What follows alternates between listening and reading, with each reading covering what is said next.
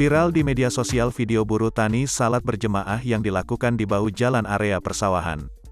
Video yang diunggah oleh akun @dolanbanyudono itu memperlihatkan 6 orang bapak-bapak yang tengah melaksanakan salat di tengah-tengah bekerja memotong padi. Dalam video itu terlihat dengan jelas seorang bapak-bapak yang mengenakan kaos biru lengan panjang menjadi imam salat zuhur. Gerakan salat bapak-bapak itu kemudian diikuti oleh 3 orang laki-laki di barisan pertama dan 2 orang laki-laki di barisan kedua. Kelima orang makmum itu pun juga nampak mengenakan mantel plastik. Sebab cuaca yang masih gerimis lembut setelah diguyur hujan. Bahkan meskipun banyak berlalu lalang kendaraan tak mengganggu kehusyukan bapak-bapak yang tengah beribadah itu.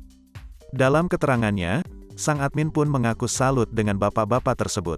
Walau lelah bekerja tetap ingat kepada Sang Pencipta, tulis dalam keterangannya. Video itu diambil oleh Totok Sudaryanto di pinggir jalan areal persawahan yang ada di sebelah barat SMPN 2 Banyudono. Saat itu dia yang akan menjemput anaknya sekolah melihat pemandangan tak biasa itu. Dia pun kemudian mengambil ponselnya untuk merekamnya.